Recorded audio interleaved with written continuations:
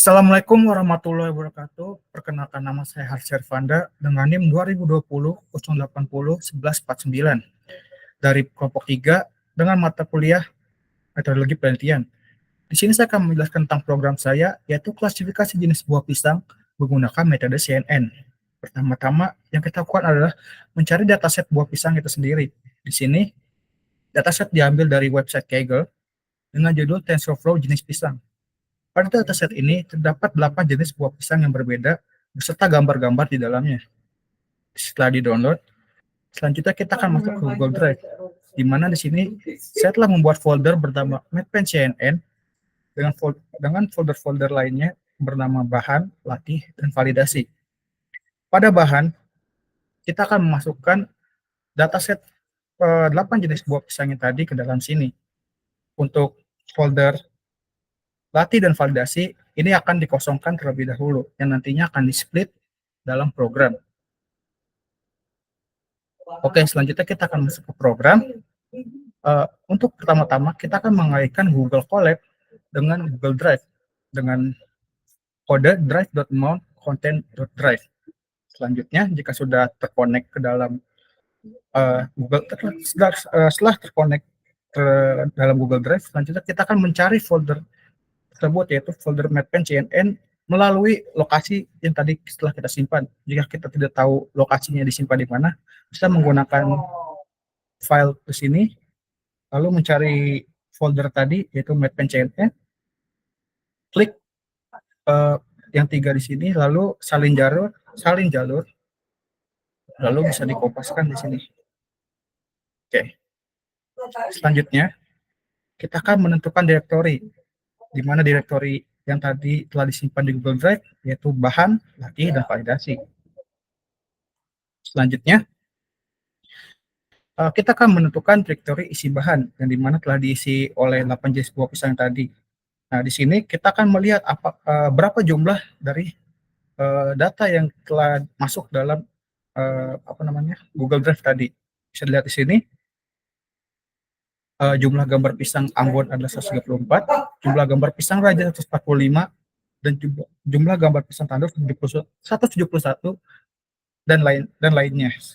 Selanjutnya, kita akan menentukan direktori isi latih atau training dan direktori isi validasi atau testing.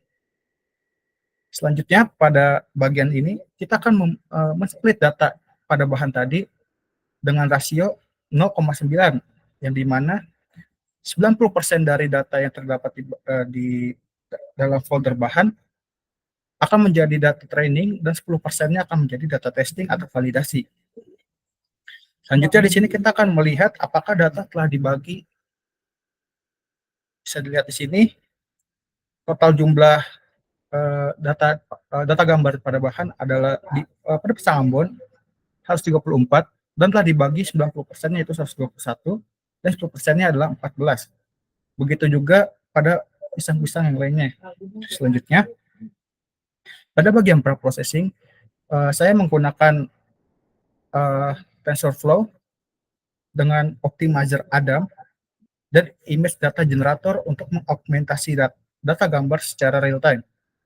Selanjutnya, kita akan melatih model, atau bisa dibilang membuat model mengetahui gambar-gambar pisang tersebut walaupun terdapat kondisi-kondisi tertentu. Seperti di sini, kita membagi satu koma dibagi 255 pixel, di mana itu adalah pixel terkecil dari suatu gambar. Jadi model bisa melihat gambar tersebut dan menganalisanya walaupun dengan pixel terkecil. Selanjutnya adalah rotation range 30 derajat, di mana gambar akan mengetahui jenis pisang tersebut walaupun gambar tersebut dimiringkan.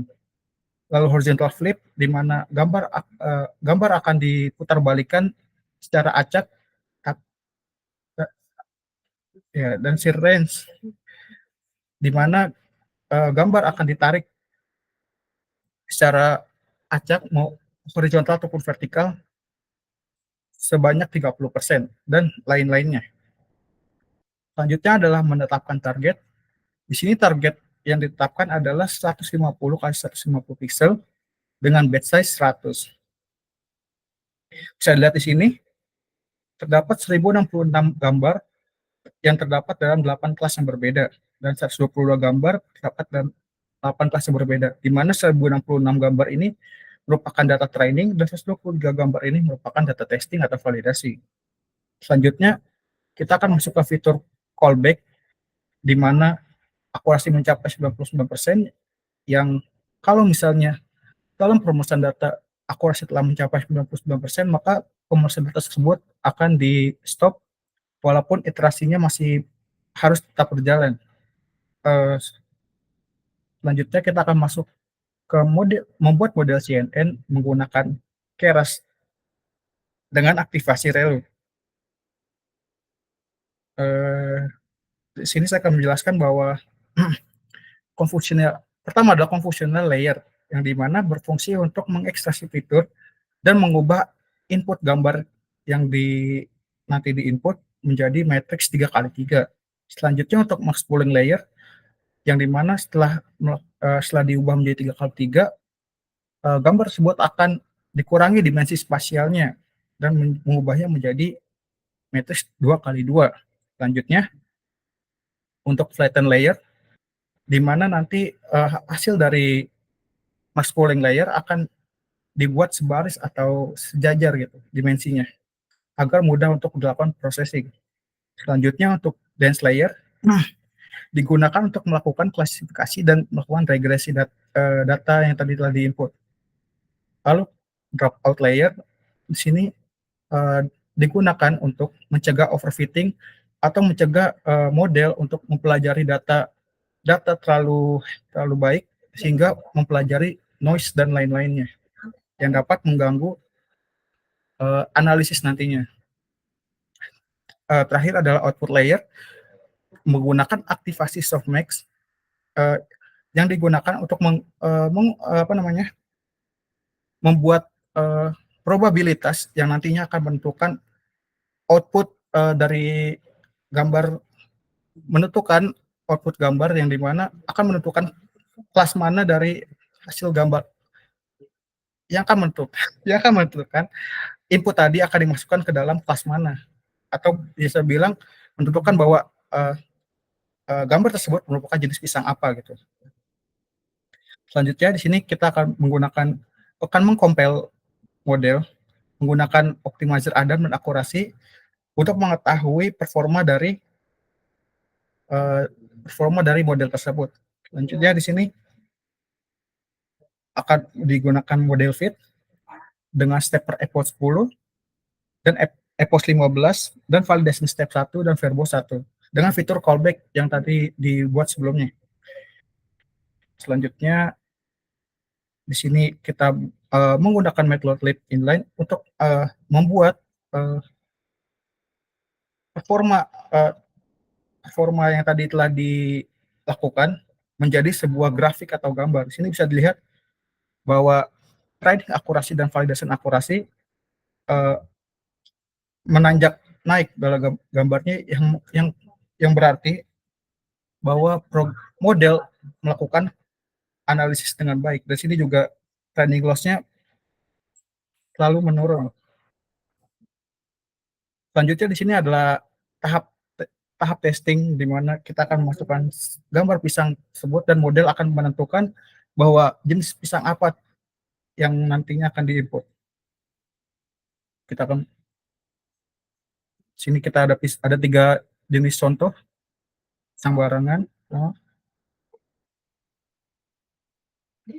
Dan di sini bisa dilihat bahwa this image belong to class barangan, artinya pisang tersebut adalah pisang barangan, dan model dapat mengetahui jenis pisang tersebut bahwa pisang barangan. Bisa dilihat contoh yang lainnya, pisang nangka. Nah, di sini juga model dapat mengetahui jenis pisang yang diinputkan.